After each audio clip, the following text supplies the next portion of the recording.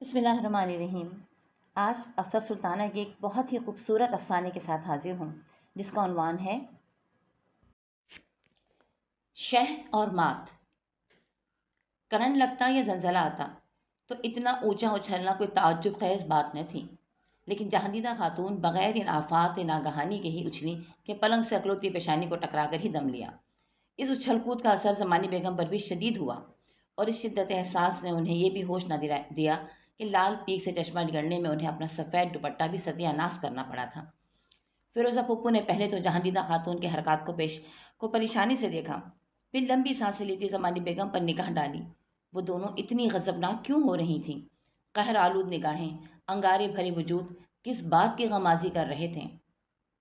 آخر رمضان بیگ کی شادی کی خبر نے انہیں اتنا سیخ پا کیوں کر دیا تھا، جبکہ وہ دونوں کبھی بھی کسی دور میں اس عہدے کی امیدوار نہیں رہی تھیں؟ یہ بات انہیں بہت دیر میں سمجھ آئی جب زمانی بیگم نے خسر پسر کرتے ہوئے اصل معاملہ گوش و گزار کیا۔ بے شرم بڈھے کی عقل سٹیا گئی ہے، عمر دیکھو 50 نہ 60، پورے 70 سال۔ وہ تو کہو داڑھی نہیں ہے، ورنہ پوری سفید پھٹک ہوتی۔ جہاندیدہ خاتون کا چہرہ سرخ ہو رہا تھا۔ ہوتے رمضان بیگ اس وقت سامنے تو انہیں کچا چبانے کے لیے جہاندیدہ خاتون کو زیادہ محنت نہ کرنا پڑتی۔ نگوڑ مارا۔ فیروزہ پھپھو مسکرا دی۔ زمانی بیگم اور جہاندیدہ خاتون کو باری باری دیکھا۔ بیوی زندہ تھی تو اس پر جان چھڑکتے تھے، کپڑے تک دھو کر پہنائے، بس چلتا تو بیوی کے پیر دھو دھو صبح شام حلق تر کرتا۔ اور اب سال بھر بھی پورا نہ ہوا کہ بیوی کے بغیر دنیا اندھیر ہو گئی، گھر بھی کاٹنے لگا، ویرانی بھی ٹپکنے لگی، وحشت بھی برسنے لگی۔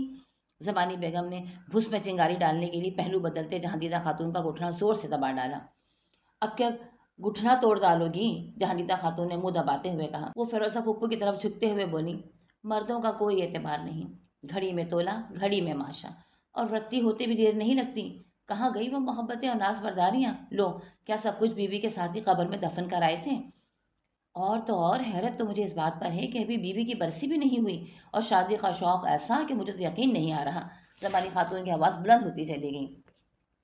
کہاں کرنا چاہتا ہے؟ جہاندیدہ خاتون نے چہک کر پوچھا۔ کیا پتا پہلے سے کسی پر نظر ہو؟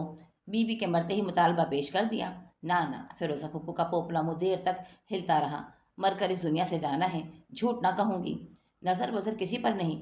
بہت محبت سے 40 سال گزارے ہیں اس نے، اور وہ بھی اولاد کے بغیر۔ ساری دنیا ہی اس کی گواہ ہے کہ بیوی کی صورت دیکھتے دیکھتے داڑھی سفید کر لی۔ فیروزہ پھپھو نے نرمی سے کہا، ساری عمر کبھی بھی کسی پر غلط نگاہ نہ ڈالی، پھر آخر اس عمر میں شادی کرنے کی کیا سوجھی؟ یہ وقت تو اللہ اللہ کرنے کا ہوتا ہے، نہ جانے کب آنکھ بند ہو جائے۔ جہاندیدہ خاتون نے الٹا سوال کر ڈالا۔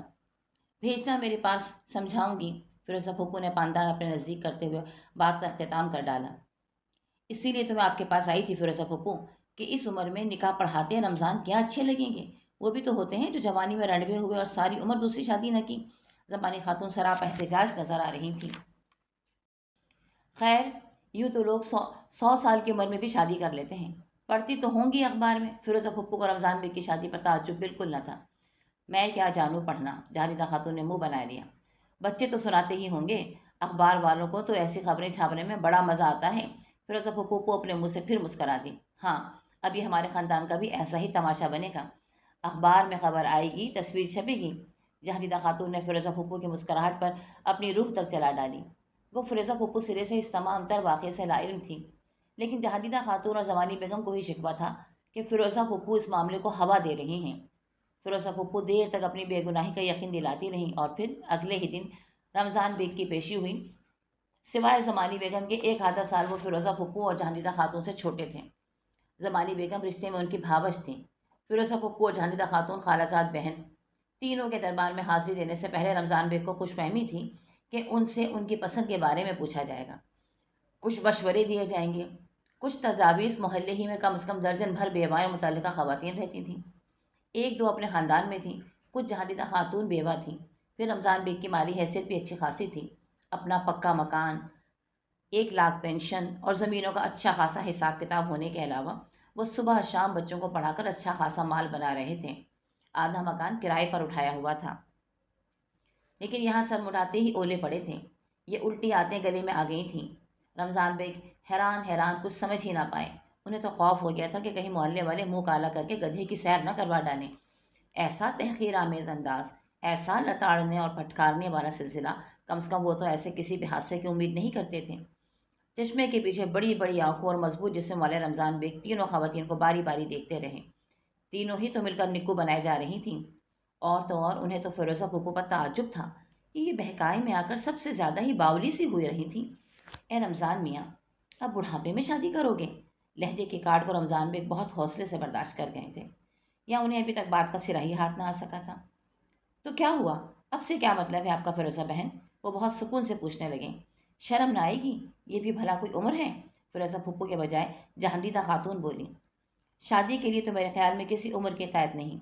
शादी कर रहा हूँ, कोई मुलाजमत तो नहीं मांग रहा कि अगर सिफारिश ना हो तो काबिल से काबिलात उम्मीदवार को भी 2 दिन ऊपर होने पर भी मुस्तरद कर दिया जाए। शादी के लिए बालिग होना ज़रूरी है।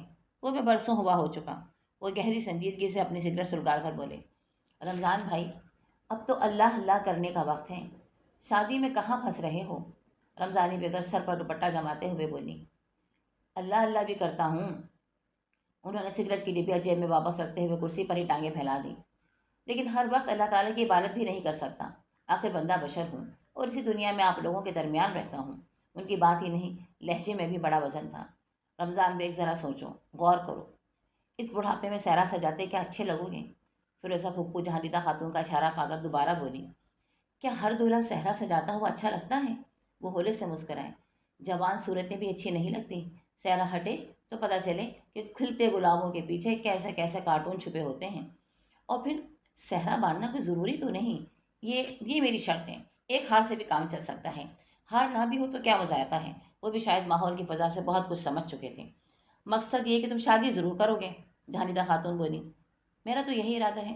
जमाली बेगम का दांत कचकचा कर रमज़ान बेग को देखना उन्हें झुंझला सकता था, लेकिन वो मसलहतन खामोश हो गए।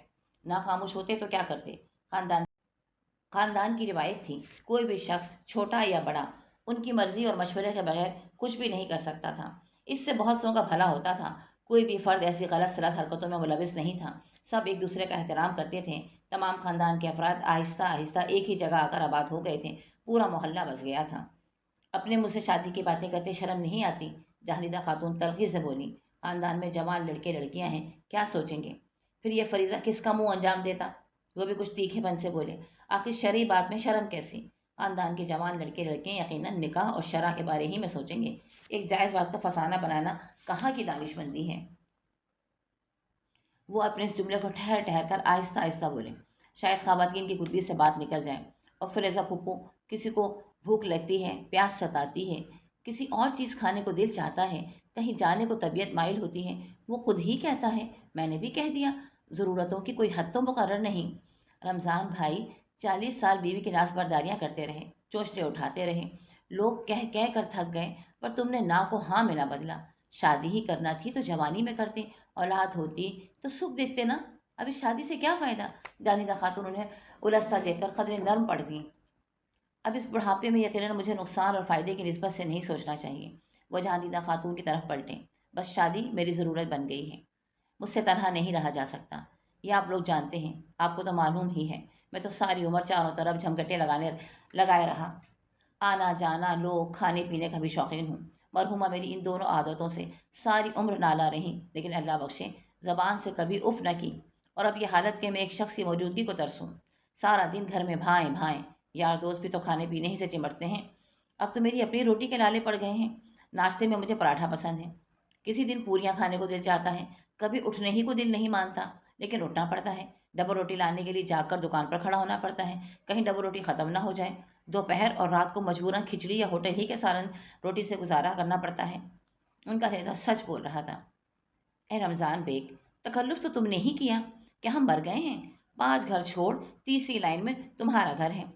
और तुम्हें शायद याद नहीं कि हमीदा के बनने के बाद पहले ही दिन मैंने तुम्हें कहा था कि रोटी पकाने की तकलीफ़ ना करना, हम खुद ही बेच देंगे। लेकिन तुम नहीं माने।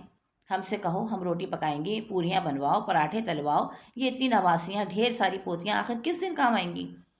जहानिदा खातून ने हंस कर जवाब दिया। सच पूछो तो मुझे शर्म आती है तुम्हारा रिश्ता ले जाते हुए। क्या कहेंगे लोग कि बुढ़ापे में क्या सूझी? मैंने कोई ऐसी गलत बात कह दी है क्या जो लोग इस कदर सोचने समझने लगेंगे? रमज़ान बेग ने हाथ में थमा सिगरेट यूं मसला जैसे बस चले जहांदीदा खातून की कतरनी को भी ऐसे ही मसल डालें। असल में वो थके थके लहजे में बोली, सच पूछो तो अभी तुम्हारी उम्र नहीं है शादी की।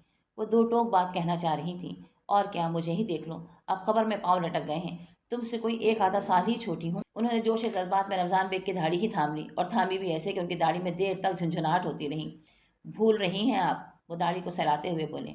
आप मुझसे बहुत छोटी हैं, गोदों खिलाया है मैंने आपको, इनमें अब जब्त का यारा न था। हटो, अब इतनी भी छोटी नहीं। वो हंस पड़ी। खिफत मिटाने के लिए उन्होंने लपक कर एक पान और मुंह में डाला। इतनी छोटी भी नहीं हूँ, तुमने तो हद ही कर दी। वो या तो रमज़ान बेग के तंज या अंदाज को शुक्र शक्कर के शरबत की तरह घोर कर पी जाना चाहती थी, या वाकई ये बात उनकी समझ ना आ सकी थी। मकसद ये कि आप मेरी शादी करवाना नहीं चाहती। वो थके थके अंदाजों में यकवक्त तीनों को देखने लगे। हाँ रमज़ान भाई, देखिए ना, ख़ानदान के जवान बच्चों और बच्चियों पर इस बात का बुरा असर पड़ेगा। 100-250 का कुंबा यूं ही तो नहीं बन गया ना। लड़के बाले हैं, ये उम्रें तो जानो दगा देने वाली होती हैं। अब अगर कर कला वो भी खड़े हो गए कि हमारी शादी भी करवाओ, तो हम तो ना इधर के रहे ना उधर के। जमानी बेगम ने फिर मुलायमत से मामला अपने हाथ में लेना चाहा। वो कैसे खड़े हो जाएंगे? रमज़ान बेग को जलाल आ गया। सबकी बीवियां मौजूद हैं, कोई मर तो नहीं गई ना? ऐ है रमज़ान मियाँ, फिरोज़ा फूफू नरमी से समझाते हुए बोली। किसी को बद्दुआ तो ना दो। ये बद्दुआ है फिरोज़ा फूफू, ये तो एक हकीकत है। सीधी सच्ची बात कह दी तो आप लोगों ने पहाड़ बना डाले। आप लोग शायद मजाक समझ रही हैं। मुझे काम करने में सख्त तकलीफ़ होती है। खुदा जन्नत नसीब करे मरहुमा को। उन्होंने ऐसी खिदमत की है कि एक एक काम के लिए जिस्म को बार बार हिलाना जहर का प्याला पीने से कम नहीं लगता। तो भाई हमसे काम करवा लिया करो। जो पकवाना हो, उसके अलावा भी जो चाहो, हम सब तुम्हारी खिदमत को हाजिर हैं। जमानी बेगम के अंदाज को महसूस करते हुए जहानीदा खातून बहुत खुलूस और मोहब्बत से बोली। यानी अब जो मुझे दिन में 10 बार चाय पीना हो, तो मैं आधा मील, 1 मील और 1.5 मील चलकर आऊँ, हड्डी पस्ती तक गल जाएगी। गोश्त की तो बात ही क्या है। रमज़ान बेग का मिजाज अर्श मुअल्ला पर पहुंचने लगा था। अरे रमज़ान भाई, हद करते हैं। सुबह थरमास भरवा कर ले जाएं, शाम को फिर ले आएं। जमानी बेगम ने मुस्कुरा कर बात निभाई। इस मर्तबा रमज़ान बेगम ने खामोशी ही बेहतर जानी। वहाँ तो हर मुश्किल का हल मौजूद था, हर परेशानी का इलाज। वो काफ़ी देर खामोश बैठे सोचते रहे।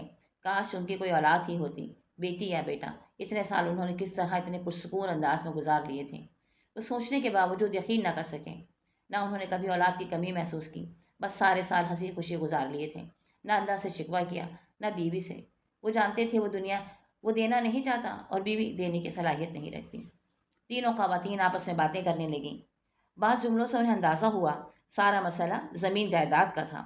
उनके किसी वारिस के न होने के सबब उनकी जायदाद फिरोज़ा फुप्पू जहानिदा खातून की औलादों को मिल सकती थी। वो चाहते तो तमाम जायदाद ज़मानी बेगम के बच्चों के नाम भी लिख सकते थे।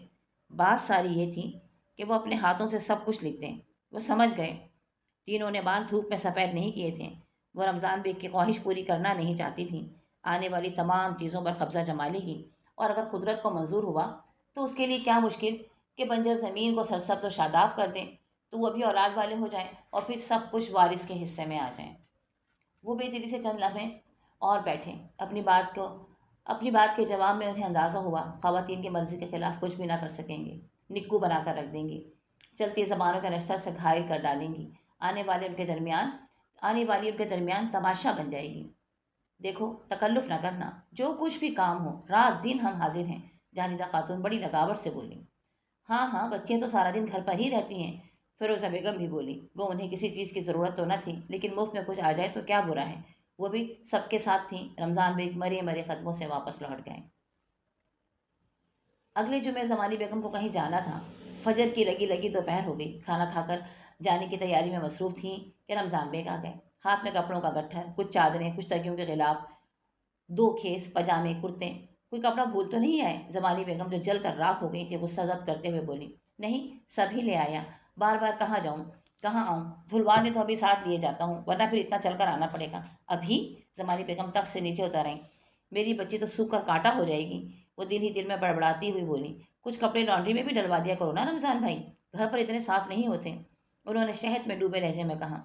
कहाँ से डलवाऊँ? कुछ थोड़ा बहुत बुढ़ापे के लिए इसी तरह पसंदाज हो सकता है कि मैं कम से कम फजूल खर्ची करूँ। मुंह में कोई पानी तक तो डालने वाला नहीं मिलता हमसे लोगों को। और जमानी बेगम को कुछ उलझे उलझे से लगने। बेवकूफ़ी की बातें हैं। हम जो बैठे हैं आप क्यों बुढ़ापे से इस कदर खौफज़दा हैं? अव्वल तो किसी इंसान के बारे में ये नहीं पता कि वो कब और कैसे मरेगा। वो साफ गोई से बोली। फ़र्ज़ कीजिए मैं ही मर जाऊँ, तो बीमारी में भी आप लोग अपनी ही मर्जी चलाएंगे। रमज़ान भैया, तुम बगैर पानी पैसे ही मर जाओ, मेरा अभी उठने को मूड नहीं। اے ہے رمضان بھائی، صدا کے مسخرے ہی رہے، آپ کی یہی باتیں یاد کر کے تو ہنسی آتی ہے۔ وہ رمضان بیگ کی بات پر جھیپ گئیں۔ پائے لایا ہوں، ذرا پکوا دیجیے، مرچ مسالہ جتنا خرچ ہو وہ بتا دیجیے گا۔ رمضان بیگ سعادت مندانہ انداز میں کھری چارپائی پر بیٹھے بان نوچتے رہے۔ جہاندیدہ خاتون کو اپنا بگڑا موڈ درست کرنے میں کافی دقت ہوئی۔ بہوؤں سے لڑ بیٹھی تھیں، رونے میں اتنی ڈھیر سی توانائی کا اخراج اور اب ہنسنے اور مسکرانے کے لیے مزید توانائی کی ضرورت۔ اوپر سے رمضان بیگ نے بات ہی کون سی خوش کرنے والی کی تھی کہ وہ ہنستے مسکرانے کے خزانے لٹا بیٹھتی۔ وہاں تو جل کر خاک ہونے کا محاورہ صادق آتا تھا۔ پائے، اور وہ بھی بکرے کے، جن کے بال ڈھونڈنے کے لیے کسی خوردبین کی ضرورت ہو۔ بیٹھے رہو ایک ایک بال دیکھنے، پھر پکانے کی ڈھیر ساری دردیں سری۔ انہیں تو ویسے ہی کام سے الرجی تھی، لشتم پشتم گھر کے کاموں سے ہی کیسے نمٹ پاتی تھیں۔ آپ بھی گھر کے لیے رکھ لیجیے گا، باقی جموں سے کہیے گا مجھے دے آئے۔ ٹی وی پر سنا ہے قوالی آئے گی، میں نہ آ سکوں گا۔ رمضان بیگ، میرے تو 4 ہاتھ ہیں نا، فالتو کی ہوں؟ میرے بچے ایسے ہی تمہارے غلام ہیں نا کہ دیگچے اٹھائے اٹھائے پھریں گے؟ وہ بہت کچھ کہتی ہیں لیکن کہہ نہ سکیں۔ ہڈی ہڈی تو پہلے ہی معلوم ہوتی تھی، ٹوٹ کر ہاتھوں میں آ جائے گی۔ اب اس نئے جھنجھٹ میں تو چورا چور ہونے میں کسر باقی نہ رہ گئی، پر کرتی بھی تو کیا؟ ان کی فراخ دلانہ پیشکشی کے جواب میں تو رمضان بیگ یہ سب کچھ اٹھا کر ان کے غریب خانے کی طرف چل پڑے تھے۔ جہاندیدہ خاتون کا المیہ کہ ساس بن کر بھی کوئی سکھ نہ پا سکی۔ پہلے سارا دن کام کے بعد فرصت پا جاتی تھی، ادھر گپیں لگا لیں ادھر گھوم آئی، لیکن بہو کے آتے ہی ایک اچھا خاصا تماشا بن گیا تھا۔ وہ بیل کی طرح جتی جتی کمر ٹیکنے کی فرصت کی آرزو کرتی رہ جاتی۔ بہو کے ہاتھوں میں راشا وغیرہ کی کوئی بیماری تو نہ تھی، پر نہ جانے کس طرح کام شروع کرتی، برتن دھڑا دھڑ نیچے آ جاتے۔ یہ بھی اتفاق کہ وہ برتن ہوا کرتے تھے جو جہاندیدہ خاتون نے رات دن کر کے جمع کیے تھے۔ گھر کا سارا سامان جمع کر خبت تھا۔ ایک چیز کی جگہ دوسری چیزیں خریدتی تھیں، ایک چیز کی جگہ 10 چیزیں خریدتی تھیں۔ 3 ڈنر سیٹ کے علاوہ بھی 2 الماریوں بھر برتن تھے۔ بہو نے ایسی اٹھا پٹخ مچائی تھی کہ بہو کی جنبش کے ساتھ ان کا دل دھڑکنا شروع ہو جاتا۔ کسی دن گھی کا ڈبہ لوٹنے کی خبر ملتی، کبھی مرچی لڑک جاتی، کبھی دھنیا۔ بہو خالص بیٹے کی پسند تھی، ایک لفظ بول نہ سکتی تھی۔ بولتی تو شام گھر آنے کے کچھ دیر بعد ہی بیٹے کا منہ اچانک پھول جاتا، سیدھے منہ بات نہ کرتا۔ بیٹے یہ کھا لو وہ کھا لو، وہ خوشامد کرتی رہ جاتی اور وہ سر جھکائے ایک لفظ حلق سے نکالے بغیر کھانا کھاتا رہتا۔ مجال ہے جو وہ ایک بات کا جواب دے ڈالتا، دنوں دنوں بولتا ہی نہیں۔ اس صورتحال سے ان کے اندر بڑا پریشان ہو جاتا۔ اس بیٹے کے لیے تو انہوں نے بھری جوانی تپتے ریگزاروں کی طرح کاٹ دی تھی۔ عزیز جان بیٹا بات بھی نہ کرے تو ان کے پاس کیا رہ جاتا تھا؟ اب کبھی بھرے سالن کی دیگچی الٹ جاتی، دودھ کی پتیلی لوٹ جاتی، یا کھلے برتن میں بلی منہ ڈال جاتی۔ وہ بہو سے ایک لفظ بھی نہ کہتی، خود ہی آگے بڑھ کر سب کام کیے جاتی۔ بہو شاید یہی چاہتی تھی، سو گھر کا ماحول تو خوشگوار رہتا، لیکن ان کے اپنے اندر کی سوگواری اور بڑھ گئی تھی۔ تھک کر بستر پر ایسا گرتی کہ چھٹی کا دودھ یاد آ جاتا تھا۔ کیا لے آئے رمضان؟ انہوں نے تھیلے کی طرف اشارہ کرتے ہوئے پوچھا۔ آج وہ پھر بہت کچھ اٹھا لائے تھے، شاید پائے کچھ زیادہ مزے کے پک گئے تھے۔ قیمہ ہے، کل کچھ پرانے دوست آ رہے ہیں، بھنے کوفتے کھانے کی فرمائش کی ہے۔ 1.5 سیر کے کوفتے اور 1.5 سیر کباب بنوا دیجیے۔ انہوں نے تھیلا سامنے رکھ دیا۔ ہیں؟ ان کی دکھتی کمر کو ایک اور جھٹکا لگا۔ میں کہتی ہوں رمضان، تمہیں بڑھاپے میں بھی دوستوں کا شوق نہیں گیا؟ وہ زبردستی مسکرا پڑی جیسے ابھی رو دیں، مگر کیا کروں جہاں آپا، آپ اب زندگی اتنی بے رونق ہو گئی ہے کہ اب اور شوق بڑھ گیا ہے۔ تو رمضان میاں مرغی پکوا لی ہوتی، قورمہ بنوا لیا ہوتا، بہت کہا تھا۔ وہ سر جھکائے جھکائے بولے، پر وہ مانے ہی نہیں۔ وہ یہ کہہ کر یہ جا وہ جا، اور جہاندیدہ خاتون حیران اور پریشان اپنا دکھڑا رونے زمانی بیگم کی طرف چل دی۔ ان سے پہلے زمانی بیگم بھی پریشان تھیں۔ رمضان بیگ 1 درجن کرتوں کا کپڑا ڈال گئے تھے۔ یا الہی، کرتے پہننے ہیں رمضان بیگ کو یا دکان کھولیں گے؟ وہ اپنی بپتا سنانے بیٹھی کہ زمانی بیگم سے ہمدردی کا خیال بھی آ گیا۔ ہاں، یہ بات تو میرے ذہنی میں نہ آئی، حد ہوتی ہے، ہمارے میاں تو 3 کرتوں میں پورا سال گزارتے تھے۔ جہاندیدہ خاتون کی آنکھیں گیلی ہونے لگیں۔ بہوؤں اور بیٹوں کے لیے کے رویے یوں تو ظاہر نہ کر سکتی تھیں، لیکن موقع غنیمت جان کر ٹپٹپانے لگیں۔ 3 پھر بہت ہیں، اللہ بڑی عمر دے سلیم کے ابا کو، اب بھی ایک کرتا پہنتے ہیں دوسرا دھلواتے ہیں۔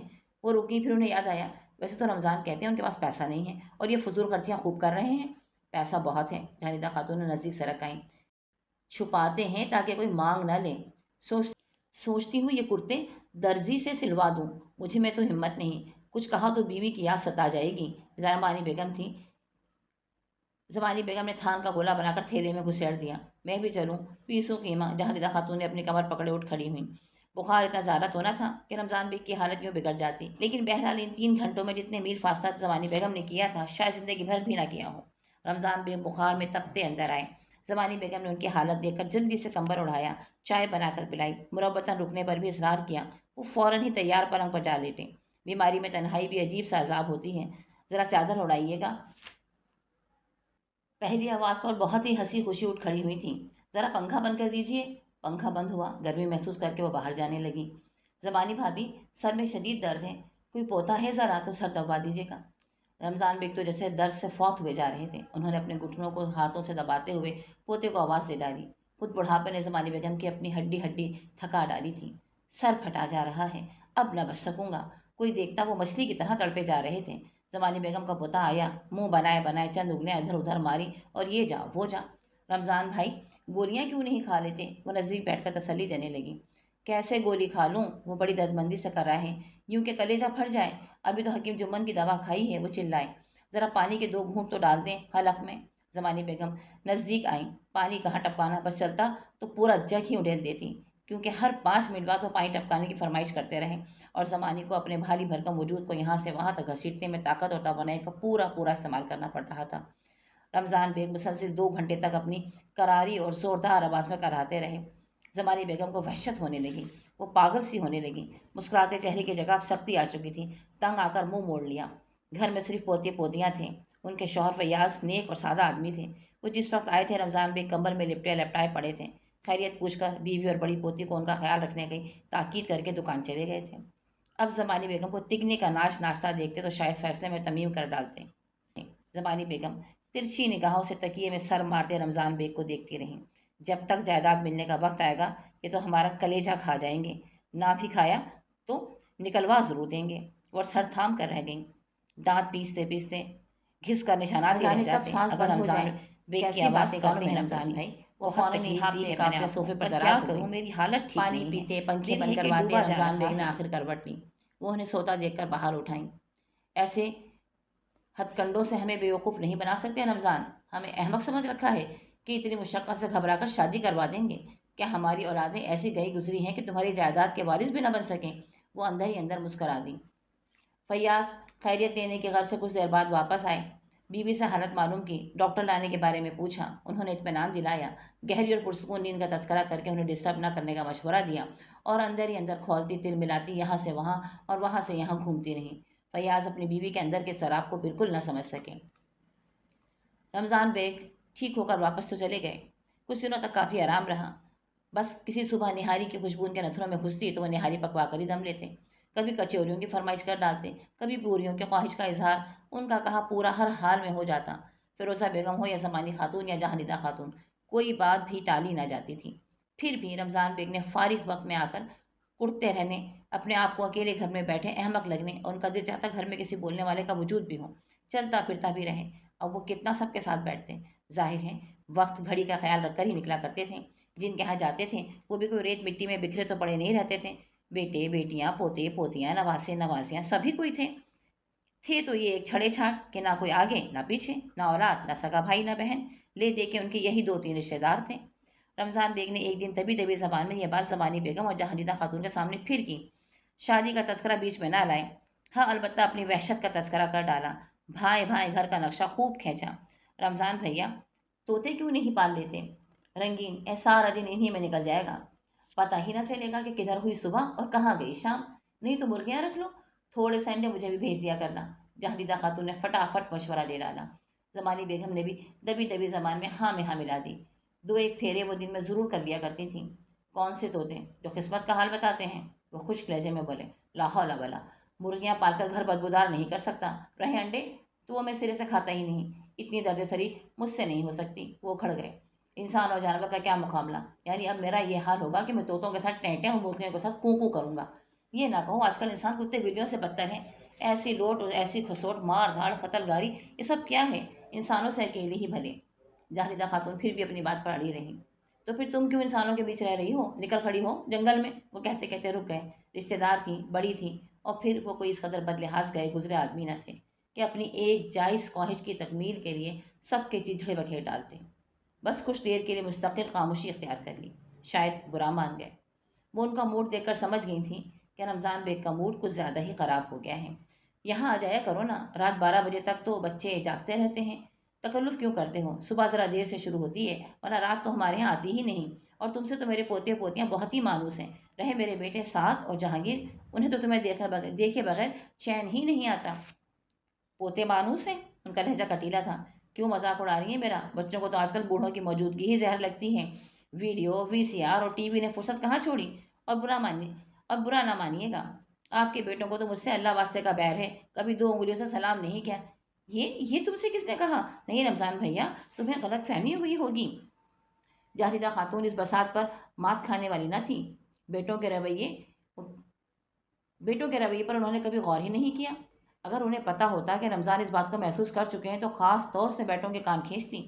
لو یہ کافی تو پیو، وہ گرم گرم پیالہ ان کے سامنے رکھتے ہوئے بولی۔ میری تو بہویں تک کہتی ہیں کہ رمضان ماموں جیسا پروکار اور نیک آدمی ہم نے نہیں دیکھا۔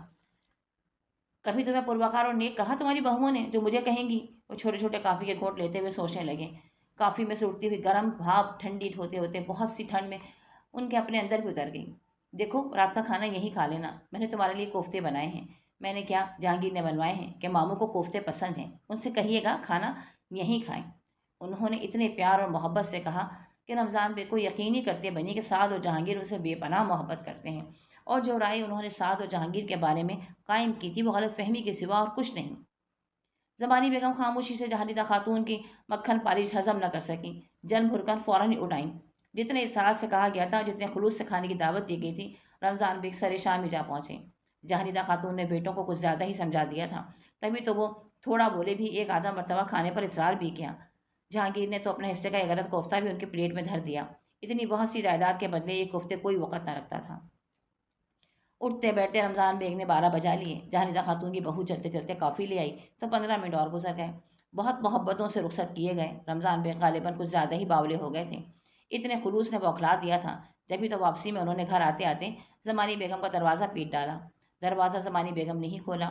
ان کے تینوں شادی شدہ بیٹے اور بچے سو چکے تھے، شوہر لاہور گئے ہوئے تھے۔ اے رمضان بھائی، خیریت؟ وہ دروازے ہی میں جمی رہیں۔ ابھی ابھی آنکھ لگی تھی، سمجھ ہی نہ آیا کہ مزید کیا کریں، انہیں اندر آنے دیں یا باہر ہی کھڑا رہنے دیں۔ زمانی بیگم کے دو بیٹے بھی فوراً اٹھائے، بہویں کمرے سے جھانکنے لگیں۔ شوہر موجود ہوتے تو دونوں میاں بیوی 1-2 بجے تک باتیں کرتے کرتے سونا بھی بھول جاتے تھے، لیکن آج کل وہ تنہا بیٹوں اور بہوؤں کے سوتے ہی خود بھی لیٹی کچھ سوچتی رہتی۔ آج تو وہ جہاندیدہ خاتون کے بارے میں بھی سوچ رہی تھی۔ خیریت ہی ہے؟ خیریت ہی ہے، وہ خود ہی مسکراتے بڑی سی لذیذ ڈکار کے ساتھ اندر آ گئے۔ بہت دنوں سے خیریت نہیں ملی تھی، میں نے سوچا خیریت پوچھتا چلوں، کیا سو رہے تھے تم لوگ؟ اے بھائی رمضان، ابھی صبح ہی تو جہاندیدہ خاتون کے ہاں ملاقات ہوئی تھی۔ وہ غصے کو ضبط کرنے کے باوجود بھی مسکراہٹ سے دھوکہ نہ دے سکی۔ اب رات میں سونے کے علاوہ کرکٹ کھیلنے سے تو رہے، زمانی بیگم کا مجلہ بیٹا تش روی سے بولا۔ صبح اسے آفس میں سب سے جلدی پہنچنا ہوتا تھا، اکثر و بیشتر تو بغیر ناشتے ہی چلا جاتا تھا۔ زمانی بیگم نے چپکے سے بیٹے کی چٹکی بھری، وہ پیر پٹکتا ہوا اندر چلا گیا۔ دوسرا بیٹا بھی اٹھ کھڑا ہوا۔ اصل میں بچوں کو صبح آفس جلدی جانا ہوتا ہے، دن بھر کے بھی تھکے ماندے ہوتے ہیں۔ زمانی بیگم نے اتنا بڑا منہ کھول کر جمائی لینے کی کوشش کی۔ اگر رمضان بیگ کچھ اور دبلے ہوتے تو سالم نکل لیے جاتے۔ اصل میں تم نے دروازہ اس طرح پیٹا کہ سب کی آنکھ کھل گئی۔ اب ان کی پوری نیند ٹوٹ چکی تھی، معاملے کو نبھانے کے لیے وہ اور بھی نرم پڑ گئی۔ معافی چاہتا ہوں، اصل میں مجھے دھیان نہیں رہا۔ وہ اٹھ کھڑے ہوئے۔ زمانی بیگم نے مربتاً بھی رکنے کو نہیں کہا، اونگتی لڑکتی وہ پہلے ہی اٹھی تھی۔ خدا حافظ کیا کہنا تھا، جھن بن کر دروازہ بند پلنگ پر جا پڑی۔ رمضان بیگ بھی کھولتے تپتے باہر نکل گئے۔ بہت کہتی ہیں اپنا گھر سمجھو، اپنا جانو، ایسے میں کوئی کیا سمجھے، کوئی کیا جانے۔ گھر آ کر بھی وہ جوتے ہاتھ میں پکڑے دیر تک سوچتے رہے، نہ جانے کب تک زندگی ہے۔ انہوں نے اپنی کچھ کم کالی زیادہ سفید داڑھی پر نگاہ دوڑائی، سامنے لگے شیشے میں خود کو دیکھا۔ پرانے زمانے کے کھائے پیے دیکھنے میں 60 کے بھی نہ لگتے تھے، بھرا بھرا جسم اور خوبصورت سا رنگ۔ پھر وہ خود اپنے آپ کو اچھے لگنے لگے۔ ارے میری تو کوئی شرط نہیں، بوڑھی ہو، کالی ہو، پوپلی ہو، بھنگن ہو، بس عورت ہو، اچھے ساتھی کی طرح زندگی بسر کر لیں۔ پر یہ فیروزہ پھپھو، یہ زمانی بیگم، وہ جہاندیدہ خاتون، انہوں نے جوتے فرش پر پٹک ڈالے۔ اچھی خاصی ظالم سماج بن گئی تھیں 3 عورتیں۔ آہ تھو، وہ آدھی رات سے زیادہ دیر تک سل کے بیٹھے اپنی قسمت کا رونا روتے رہے۔ آج تو انہیں نیند بھی نہیں آ رہی تھی۔ نیند آتی بھی کیسے، گھر تو انہیں قبر کی طرح ویران اور اندھیرا لگ رہا تھا۔ اس بے کیفی کی زندگی کے بارے میں یقیناً انہوں نے کبھی نہیں سوچا تھا۔ وہ اگلے دن بالکل ہی باہر نہ نکلے۔ بچے ٹیوشن پڑھنے آئے تو انہیں بھی چھٹی دے ڈالی، لیکن عادتوں سے مجبور تھے۔ دوسرے دن صبح غالباً مؤذن کی اذان کے ساتھ انہوں نے گھر پر ہی نماز پڑھ کر اپنا تھیلا اٹھایا تھا اور फिरोज़ा पप्पू के पास जा पहुँचे। वो अपनी बहती नाक और सुर्ख सुर्ख आंखों के साथ तख्त पर आड़ी तिरछी लेटी थी। खैरियत, सुबह ही सुबह कैसे आ गए? कमाल है, वो सख्त चिड़चिड़े हो रहे थे। आप ही लोग तो कहती हैं कि घर को घर समझो, अब सबको अपना जानो। फिर ये क्या पूछा कि कैसे आ गए? भाई जब ये मेरा घर ठहरा तो इस सवाल का क्या मतलब? ओहो, फिरोज़ा पप्पू का मुंह खुला का खुला रह गया। क्यों गुस्से में भरे जा रहे हो? वो मुस्कुराई। अरे ऐसे ही पूछ लिया था, तुम्हारी बड़ी हूँ, पूछ सकती हूँ। उन्होंने बहती नाक का सुटर का सुड़का लगाकर अंदर खींचा। आप पूछ सकती हैं, सभी पूछ सकते हैं और पूछते रहेंगे। वो खोले जा रहे थे। आखिर बात क्या हो गई रमज़ान मियाँ? मैं देख रही हूँ तुम्हें आजकल गुस्सा बहुत आ रहा है। देख लो, मैं नव्वे की हो गई, पर मजाल है जो पेशानी पर बल भी आता हो। गुस्से की बात ही है फुप्पो। वो बिल्कुल नन्हे बन गए। बस चलता तो फिरोजा फुप्पो की गोद में लेट अंगूठा भी चूसने लगते। परसों जमाली बेगम के यहाँ गया, वो भी हवल्लकों की तरह मेरा मुंह देखने लगी, जैसे मैं दुनिया का सातवां अजूबा था। हाँ, फिरोजा फुप्पो मुस्कराई। बता तो रही थी जमाली बेगम, तुमने भी तो हद कर दी। रात के 12 सवा 12 बजे जाने की क्या तुक थी? इससे ज़रा जल्दी ही निकल पड़ते। वो उठकर बैठती हुई बोली।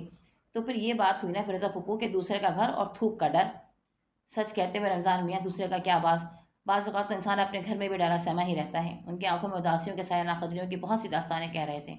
बुढ़ापे में तो वैसे भी इंसान कहीं का नहीं रहता। बूढ़ों का बोझ तो औलाद से भी नहीं उठाया जाता। वो पान लगाने लगी। लो पान खाओ, ज़रा ज़रा सी बात पर आपे से बाहर ना हो जाया करो। उन्होंने फिर नाक का सुड़का लगाया। मैं चलूँगा आप। वो सिगरेट सुलगाकर उठ खड़े हुए। बहुत रोका फिरोज़ा फूफू ने। उनकी बेटी ने भी खुशामिद की। बहू भी पीछे पीछे आई, लेकिन वो नहीं रुके। रमज़ान बेग आजकल ज़्यादातर जहानिदा खातून के यहाँ ही पाए जाते थे। वो खातिरदारियाँ इतनी कर रही थी कि सुबह शाम रमज़ान बेग का क़याम या तो उनके यहाँ होता या फिरोज़ा फूफू की तरफ निकल जाते। ज़बानी बेगम तो बहुत से चाव चोचले करना चाहती थी, पर उनके बेटे इस मामले में बड़े सख्त गिर थे। उन्होंने बेटों को बहुत कुछ समझाने की कोशिश की, लेकिन वो भी अक्खड़ अपने वक्त के एक थे। जायदाद पर हज़ारों लानतें भेज डाली। इधर फैयाज साहब तो अल्लाह मियाँ की गाय बने हुए थे। अपने बाजू और अपनी ताकत का यकीन दिला डाला। उनका हर ज़मानी बेगम ने ये निकाला कि जब भी शौहर और बच्चों की निगाह इधर उधर होती, खाने पीने की चीज़ें भी पहुंचा देती और साथ आने की फरमाइश भी कर डालती। वो आते ज़रूर थे, लेकिन थोड़ी देर के लिए। कभी खड़े खड़े खैरियत पूछ ली, कुछ देर बैठे बगैर कुछ खाए पिए चल दिए। कभी चाय का एक कप ले लिया।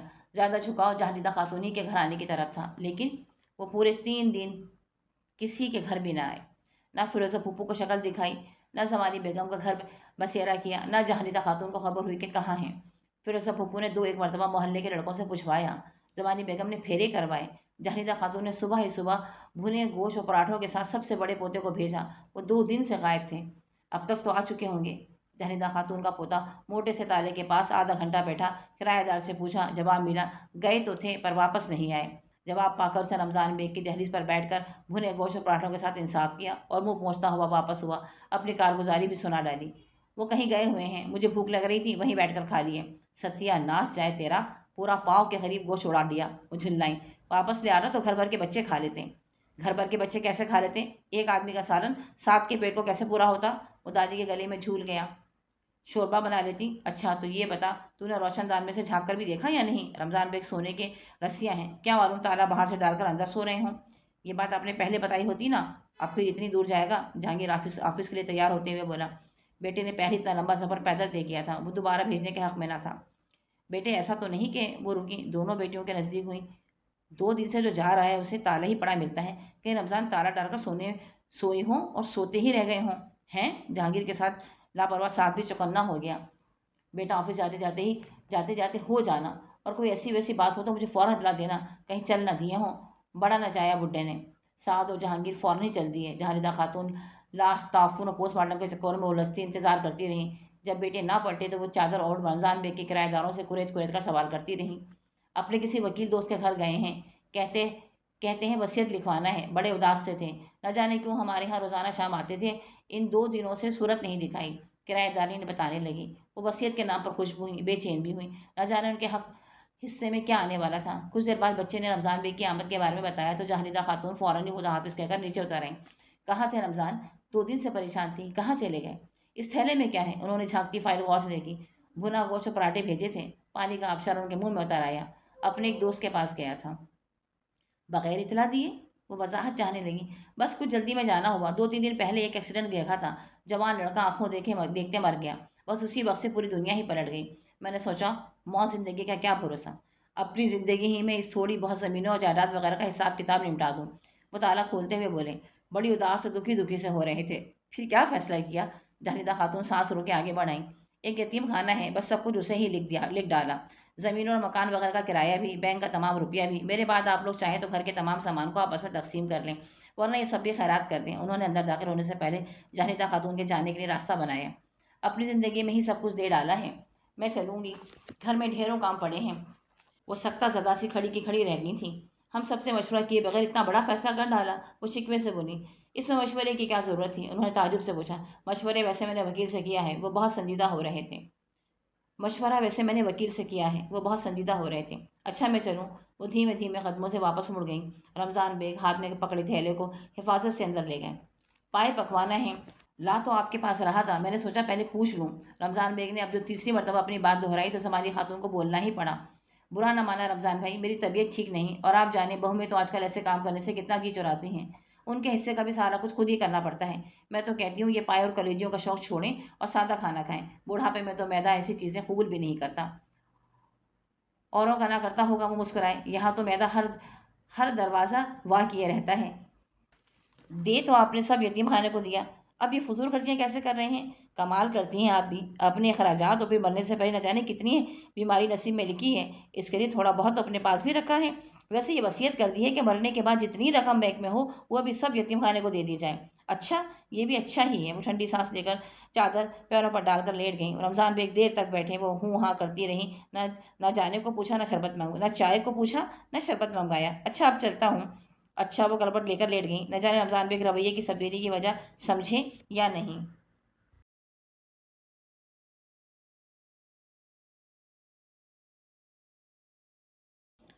سر جھکائے آہستہ آہستہ قدموں سے لوٹ گئے۔ جاہندہ خاتون کے ہاں انہوں نے صرف 3 جوڑے دھونے کے لیے بھجوائے تھے، اور آج 3 دن گزرنے کے باوجود بھی کپڑے دھل کر نہ آئے تھے۔ ناشتے کے بعد وہ سیدھے جاہندہ خاتون کے گھر جا پہنچے۔ کپڑے لینے آیا تھا، وہ خیریت وغیرہ پوچھنے کے بعد ڈرے ڈرے سے بولے، رمضان میاں میری طبیعت ٹھیک نہیں، کل سے جوڑوں میں شدید درد ہے، برا نہ مانو تو لانڈری سے دھلوا لو۔ وہ ایک دم ہی فیروزہ پھپھو سے بزرگ بن گئیں۔ دھلوا تو لوں جہاں آپا، بڑے پر بڑے مہنگے دھلتے ہیں، زمینوں اور کرائے کی رقم تو میں یتیم خانے کو لکھ چکا۔ تو کس نے کہا تھا رمضان میاں کہ جیتے جیتے اپنا سب کچھ یتیم خانے کو دے ڈالو؟ وہ بھی کون سا یتیموں کو دیتے ہیں، اپنے ہی جہنم بھرتے ہیں۔ یوں بھی پہلا حق اپنی ذات کا ہوتا ہے، اپنی ضرورت سے جو زائد ہو وہ دیا جاتا ہے۔ یوں بھی تمہارے، خیر چھوڑو، وہ اپنے بیٹوں کا ذکر اپنے منہ سے کیسے کرتی؟ یتیم خانے سے کوئی صاحب یوسف علی شکریہ ادا کرنے آئے تھے، بچوں کی دعائیں بھی لائے تھے، اتفاق سے جہانگیر کی مدد سے یہاں پہنچے تھے، اور بیٹے نے ماں کو پوری تفصیل سے آگاہ کیا تھا۔ اب کیا ہو سکتا ہے، وہ متفکر سے تھے۔ جہاندہ خاتون اس تفصیل پر پہلے ہی کھولی بیٹھی تھی۔ اچھا رمضان بھائی، میں ذرا چلوں، پڑوس میں طبیعت خراب ہے، اٹھ کر چلی گئیں۔ رمضان بیگ دیر تک ان کی آمد کے منتظر رہے۔ دوپہر کا کھانا وہ یہیں کھانا چاہ رہے تھے، پر جہاندہ خاتون گھنٹہ بھر بعد بھی نہ پلٹیں۔ وہ بے چین ایک کرسی سے دوسری کرسی تک ٹیک لگاتے رہے۔ اماں پڑوس سے فیروزہ پھوپھو کے ہاں جائیں گی، آپ بھی وہیں چلے جائیں، جہاندہ خاتون کی چھوٹی بہو نے اعلان کر ڈالا۔ شریف آدمی کو ایک بات اور شریف گھوڑے کو ایک چابک، رمضان بیگ سمجھ گئے انہیں یہاں سے چلا جانا چاہیے۔ وہ خاموشی سے اٹھ کھڑے ہوئے، دروازے سے باہر نکلے ہی تھے کہ چھوٹی بہو نے دھڑ سے دروازہ بند کر ڈالا۔ مطلب تھا رمضان بیگ تم دفان ہو جاؤ، اب تمہاری کوئی ضرورت نہیں، ہم کوئی فالتو ہیں جو تمہاری غلامی کیے جائیں، اب تم چولہے میں جاؤ اور بھاڑ میں بھی، جہاں دل لگے وہاں ٹھکانہ کر۔ وہ جہاندہ خاتون کی بہو کی تصدیق کے لیے فیروزہ پھپھو کے گھر جا پہنچے۔ وہ اکیلی تخت پر بیٹھی پان بنا رہی تھیں۔ جہاندہ خاتون کی بہو نے کہا تھا کہ وہ آپ کے پاس ہے، وہ بھی کرسی کے اوپر ٹک گئے۔ یوں ہی کہہ دیا ہوگا تم سے، یوں ہی کہہ دیا ہوگا، تم کیسے ہو؟ ٹھیک ہوں فیروزہ پھپھو، آج چٹپٹی سی چیز کھانے کو دل چاہ رہا ہے، ہمارے ہاں تو مونگ کی دال پکی ہے۔ رمضان میاں وہ جلدی سے بولی، کہو تو منگوا دوں، قربانی کے بعد گوشت سے تو ایسی طبیعت ہٹی ہے کہ دیکھنے کو دل نہیں چاہتا۔ مونگ کی دال؟ رمضان بیگ کو متلی آنے لگی، وہ تو بیماری میں بھی مونگ کی دال کے رودار نہ تھے، چہ جائے گا تندرستی میں مونگ کی دال زہر مار کرتے۔ رہنے دیجیے، گھر کے سامنے ایک ہوٹل کھلا ہے، کچھ لے کر کھا لوں گا۔ وہ اٹھ کھڑے ہوئے، پان تو کھا لو۔ فیروزہ پھپھو نے گلوری ان کی طرف بڑھائی، بریانی کی خوشبو ان کی ناک سے ٹکرائی۔ وہ باورچی خانے کے پاس سے گزرتے ہوئے باہر نکل گئے۔ 3 دن سے بخار آ رہا تھا۔ رمضان بیگ نے فیروزہ پھپھو، زمانی بیگم اور جہاندہ خاتون سے کئی مرتبہ کہلوایا، لیکن کوئی بھی نہ پلٹا۔ تینوں ہی کو بہت ضروری کام آ پڑے تھے۔ کچھ حالت بہتر ہوئی تو رمضان بیگ خود ہی لڑکتے دھڑکتے فیروزہ پھپھو کے یہاں جا پہنچے۔ زمانی بیگم اور جہاندہ خاتون بھی اتفاقاً وہیں موجود تھیں۔ رمضان میاں کیسے ہو؟ ہم سب ابھی تمہارے پاس ہی آ رہی تھیں، فیروزہ پھپھو مسکراتے ہوئے بولی۔ اب تو بہتر ہو، سوچا آپ سے ملاؤں۔ اب تو بہتر ہوں، سوچا آپ سے ملاؤں، بڑی گھبراہٹ ہو رہی تھی۔ واقعی، زمانی بیگم سب سے پہلے بولی، اکیلا گھر کاٹنے کو دوڑتا ہے، گھر میں کوئی اور نہ ہو تو بڑی وحشت ہوتی ہے۔ ہاں یہ تو ہے، میں سوچ رہا ہوں थोड़े से तोते पाल लूँ। मुर्गियों के लिए भी मैंने बात की है। आप ठीक कहती थी, जानवरों से बड़ी रौनक होती है। परसों वजाहत अली की एक बतख का बच्चा छोड़ गए थे। यकीन जाने अगर वो ना होता तो मैं बेमौत ही मर गया होता। ए है, आप तोते मुर्गियाँ पालोगे? जहानिदा खातून ने चूना चाटते हुए तीखे के अंदाज में रमजान बेग को देखा। सही कह रही हैं। वो शर्मिंदा से हो गए। उम्र तो अल्लाह अल्लाह करने को की है, लेकिन उन्होंने गर्दन झुकाई। वाकई सही कहते हो। फिरोजा फूफू ने अपनी मनहनी से गर्दन हिलाई। अब हर वक्त कोई अल्लाह अल्लाह तो नहीं कर सकता। मैं तो कहती हूँ रमज़ान, तुम शादी ही कर लो। थोड़ा बहुत पैसा तो तुमने रखा ही है अपनी ज़रूरत के लिए। शादी? अरे नहीं। वो जाने के लिए उठ खड़े हुए। खानदान में नाक नहीं कटवा सकता, क्या कहेंगे सब लोग। और फिर जवान लड़के हैं। आज मैं करूँ, कल उन्हें भी चस्का लग जाएगा। बस दुआ कीजिए आप लोगों के सामने ही दुनिया से रुखसत हो जाऊँ, ताकि मुंह में पानी डालने वाला कोई हो। वो बेहद मतानत से बोले। छोड़ो रमज़ान मियाँ, उन्हें मैं समझा लूँगी। कितनी तकलीफ होती है तुम्हें एक एक काम के लिए। और भाई, सच्ची बात तो ये है कि बहुएं तो आजकल की हड हराम हैं। रही हमारी बूढ़ी हड्डियाँ, तो अब वो किसी काबिल नहीं। वो तो होती है आपा, लेकिन अब तो मेरा अपना खर्च भी पूरा नहीं होता। मैं आने वाले को क्या खिलाऊंगा, पहनाऊंगा? वो बिल्कुल ही बितके हुए लग रहे थे। फौरन ही चिल्लाए, सुनो तो रमज़ान। जहानिदा खातून जा, जाते रमज़ान बे को सुनो तो रमज़ान, जहानिदा खातून ने जाते रमज़ान बे को आवाज़ दे डाली। वो जो नुक्कड़ वाले जुम्मन खान है ना, उनकी बहन 2 साल पहले बेवा हुई हैं। अपना मकान भी है और मियाँ ने अच्छी खासी रकम भी छोड़ी है। ना बाल ना बच्चा। उससे निकालना पड़वा लो, मिल बांट कर गुजारा कर लेना। लाहौल वाला रहने दीजिए। वो तो अड़िया टट्टू बने जा रहे थे। इस उम्र में सरा सजाता क्या अच्छा लगूंगा? ये बात अब मेरी समझ में आ गई है। वो बाहर निकल भी ना पाए थे कि फिरोजा फूफू ने आवाज़ दी। बैठने को कहा, तख्त पर अपने पास जगह बनाई। कैसे बावलेपन की बात करते हो। वो नेक बीवी है, तुम्हें तंग नहीं करेगी। मेरा अच्छा खासा आना जाना है। और सहरा क्या बांधना, एक हार पहन लेना। वो बच्चों की तरह समझाने लगी। वाकई 5 वक्त की नमाजन है। ज़मानी बेगम ने भी गवाही दी। मैं तो जानूँ तहज्जुद भी पढ़ती है, पर नेक ऐसी के ज़बान पर अपनी इबारत का जिक्र नहीं लाती। जहानिदा खातून ने सर पर दुपट्टा जमाते हुए अपने धड़े से जिस्म को बमुश्किल सहारा दिया। तब कहीं पूरा हफ्ता समझाने के बाद खुशामदें करने से रमज़ान बमुश्किल राज़ी हुए। अब उनका काम करने की फुर्सत के अब उनका काम करने की फुर्सत किसे थी? वो आजकल ना वो पाए पकवा रहे थे, न सहरी की फरमाइश, कचौरी और पूरी, न तो न जाने कब से भूले पड़े थे। पैसा जो ख़त्म हो रहा था। कभी चने की दाल ले आते थे, कभी सब्जी, लेकिन ये काम भी कौन करता? फिरोज़ा फूफू इस दिन रमज़ान बेग के लिए लेने फिरोज़ा फूफू इस दिन रमज़ान बेग के लत्ते लेने आ ही गई। सिर्फ निकाह कर सकता हूँ, वलीमा और दूसरे खर्चात के लिए मेरे पास फूटी कौड़ी भी नहीं। हाँ हाँ, निकाह ही करवा लो। जुबैदा बेगम कौन से चोचले करवाएंगी? ए भाई, आप ही समझाइए ना। वो यतीम खाने के मुंतजिम आला से मुखातिब हुई। हंसी खुशी से राजी होकर बात करें। हाँ भाई रमज़ान। वो अपनी खचखची दाढ़ी को हिलाते हुए फिरोज़ा बेगम के चेहरे को देखते हुए उनसे मुखातिब थे। बड़े खुश नसीब हो भाई की बीवी मिल रही है, बल्कि पेशकश हो रही है। एक हम हैं, किसी ने पूछा ही नहीं। और फिर शादी तो तुम अपनी ज़रूरत के लिए कर रहे हो। बुढ़ापे में तनहा रहना बड़ा अजाब है। बीमारी दुखी का एक सहारा अल्लाह की बड़ी नेमत होता है। इस नेमत को अपना ठुकराओ। यतीम खाने के मुंतजिम आला और फिरोज़ा फूफू की बातों से ये हुआ कि आखिर रमज़ान बेग अगले जुम्मे सिर्फ और सिर्फ छुआरों पर निकाह करने को राज़ी हो गए। एक मामूली सा गुलाबी जोड़ा, चंद छोटी मोटी चीज़ें और बस। जुबैदा खातून सर झुकाए पलंग पर यूं बैठी थी जैसे ये खुशी पहली मरतबा उनकी तकदीर में लिखी गई हो।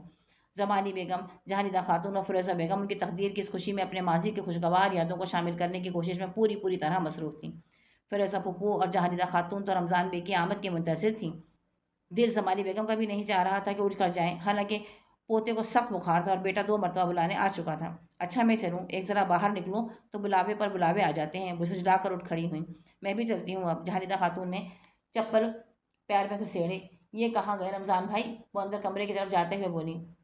रमज़ान बेग एक अधेड़ उम्र दोस्त के साथ मसरूफ़ गुफ्तगू, बल्कि मसरूफ़ कहा थे। न जाने किस बात पर इस कदर हंसी फूटी पड़ रही थी। फिर गौर करने से पता चला ये तो यतीम खाने के मुंतजिम आला थे। गालिबा रमज़ान बेग की दावत पर तशरीफ़ लाए थे। सामने बावर्ची खाने से धुआं निकल रहा था। ये क्या जला दिया? धुआं निकल रहा है। रमज़ानी बेगम आगे बढ़ी। यतीम खाने के नाम जो कुछ लिखा था, सोचा जला दूँ, आखिर हमारी भी तो ज़रूरत बढ़ेगी। वो दबी दबी मुस्कुराहट से बोले, आप ठीक कहती थी, पहला हक अपनी ज़ात का होता है। दे के ले लिया। क्यों भाई मुंतजिम आला? वो हैरान हैरान उन्हें और मुंतजिम आला को देखने लगी। सिर्फ लिखा था, दिया नहीं था कुछ। मुंतजिम आला मुस्कुराते हुए उठ खड़े हुए। आपके सुनने में गलती हुई। क्यों रमज़ान भाई? यतीम खाने के मुंतजिम आला ने रमज़ान बेग को देखा। ज़मानी बेगम और जहानिदा खातून ने अक्लो आकिल व बालिग रमज़ान को झुल्लाई नज़रों से देखा और मज़ीद कुछ पूछने की जहमत गवारा न करते हुए बाहर की राह ली।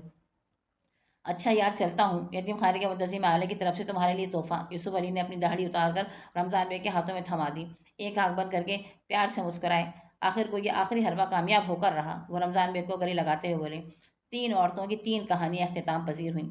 यूसुफ अली मुस्कुराते हुए उठ खड़े हुए। لے بھائی رمضان، تیرا دوست کلرک چلا، سوچتا ہوں ریٹائرمنٹ کے بعد کسی یتیم خانے کا ہی منتظم اعلیٰ بن جاؤں۔ ان کے قہقہے سے رمضان بے کا قہقہہ بازی لے گیا تھا۔